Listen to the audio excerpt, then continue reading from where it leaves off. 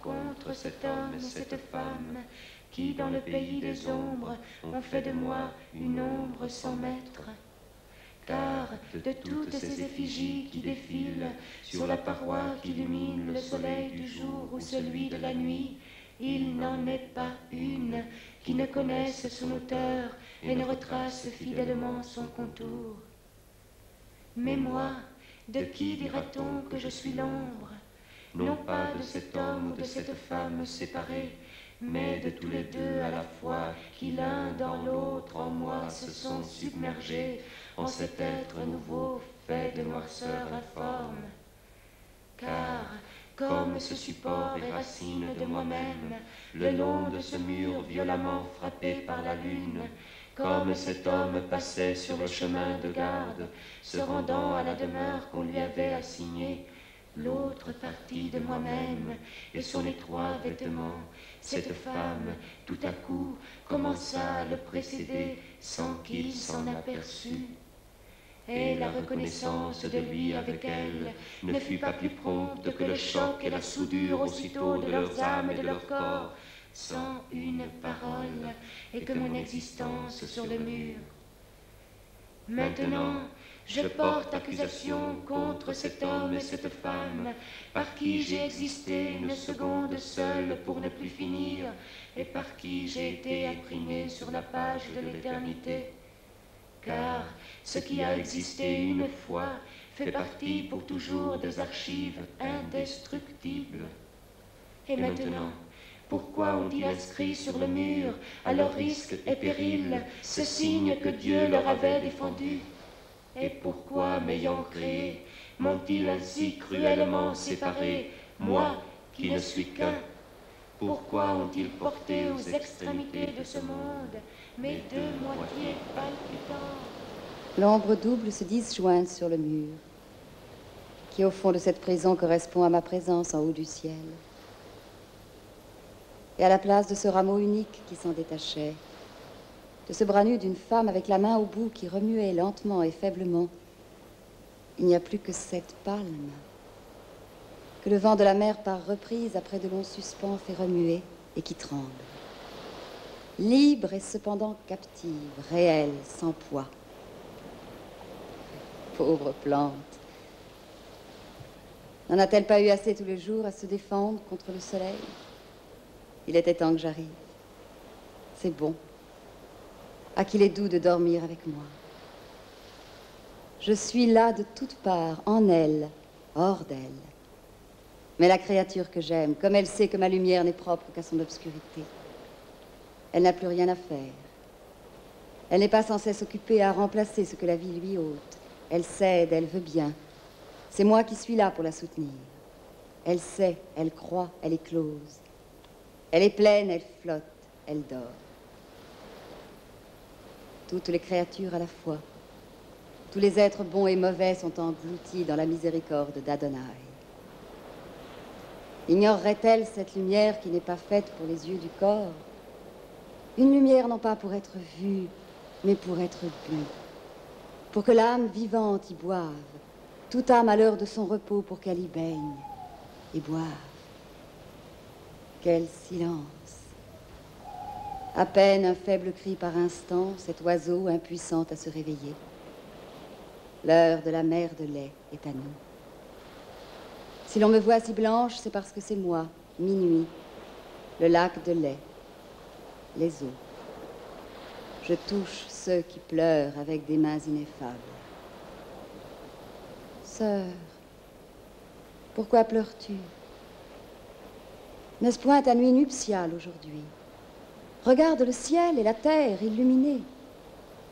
Et où donc pensais-tu la passer avec Rodrigue autre part que sur la croix? Il ne s'agit pas de son corps, mais ce battement sacré par lequel les âmes l'une dans l'autre se connaissent sans intermédiaire, comme le père avec la mère dans la seconde de la conception. C'est ce que je sers à manifester.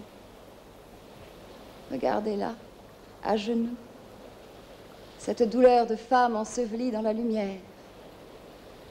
Cela n'aurait pas commencé si je ne l'avais baisée dans le milieu du cœur.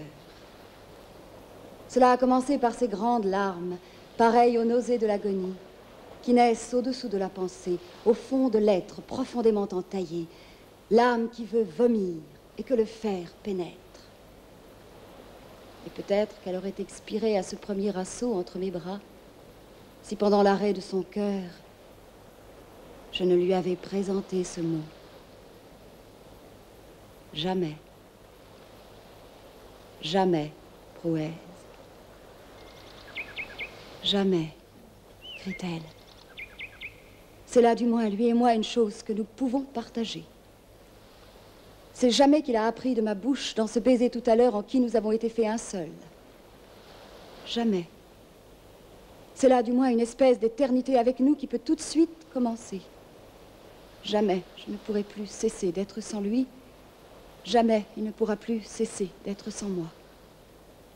Il y a quelqu'un, pour toujours, de la part de Dieu, qui lui interdit la présence de mon corps, parce qu'il l'aurait trop aimé. Ah, je veux lui donner beaucoup plus. Oui, ce n'est pas assez de lui manquer. Je veux le trahir. C'est cela qu'il a appris de moi, dans ce baiser où nos âmes se sont jointes. Je sais qu'il ne m'épousera que sur la croix, et nos âmes l'une à l'autre dans la mort et dans la nuit, hors de tout motif humain. Si je ne puis être son paradis, du moins je puis être sa croix. Pour que son âme avec son corps y soit écartelée, je vaux bien ces deux morceaux de bois qui se traversent, puisque je ne puis lui donner le paradis. Du moins, je puis l'arracher à la terre. Moi seul peux lui fournir une insuffisance à la mesure de son désir. Moi seul était capable de le priver de lui-même. Quand il n'y aura plus aucun moyen de s'échapper, quand il sera fixé à moi pour toujours dans cet impossible hymen, quand il n'y aura plus moyen de s'arracher à ce cric de ma chair puissante et à ce vide impitoyable, quand je lui aurai prouvé son néant avec le mien, quand il n'y aura plus dans son néant de secret que le mien ne soit capable de vérifier, c'est alors que je le donnerai à Dieu, découvert et déchiré, pour qu'il le remplisse dans un coup de tonnerre. C'est alors que j'aurai un époux et que je tiendrai un Dieu entre mes bras.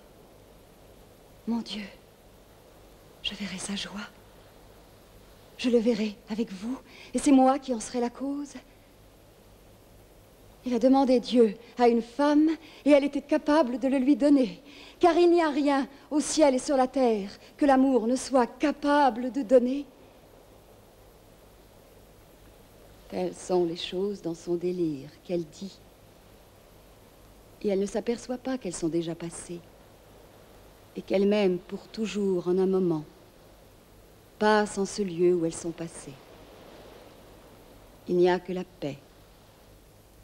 L'heure est minuit. Et que cette coupe de délices est pleine jusqu'au bord, que Dieu présente à toutes ses créatures. Elle parle. Et je lui baise le cœur. Mais quant à ce navigateur, dont tant de fois l'ouvrage confus de l'ouragan n'a pu retenir l'ardente navette, empressée à mettre un fil entre les deux mondes, il dort les voiles repliés. Il roule au fond de mon gisement le plus perdu. Le sommeil sans bord d'Adam et de Noé. Car comme Adam dormait, quand la femme lui fut enlevée du cœur, n'est-il pas juste que de nouveau il dorme en ce jour de ses noces où elle lui est rendue et succombe à la plénitude? Rodrigue. Et cependant, entends-tu cette voix qui te dit « Rodrigue, le connais-tu à présent que l'homme et la femme ne pouvaient s'aimer ailleurs que dans le paradis? Ce paradis que Dieu ne m'a pas ouvert et que tes bras pour moi ont refait un court moment. Ah, femme, tu ne me le donnes que pour me communiquer que j'en suis exclue. Chacun de tes baisers me donne le paradis dont je sais qu'il m'est interdit. Oh, femme, tu l'as découverte, cette place en moi que tu ne pouvais atteindre que les yeux fermés. La voilà donc au fond de moi, cette blessure que tu ne pouvais me faire que les yeux fermés. C'est toi qui m'ouvres le paradis, et c'est toi qui m'empêches d'y rester. Comment serais-je avec tout quand tu me refuses d'être autre part qu'avec toi? Chaque pulsation de ton cœur avec moi me rend le supplice. Cette impuissance à échapper au paradis dont tu fais que je suis exclue. Oh, c'est en cette blessure que je te retrouve. C'est par elle que je me nourris de toi, comme la lampe fait de l'huile, de cette huile dont brûlera éternellement cette lampe qui ne réussit pas à en faire de la lumière.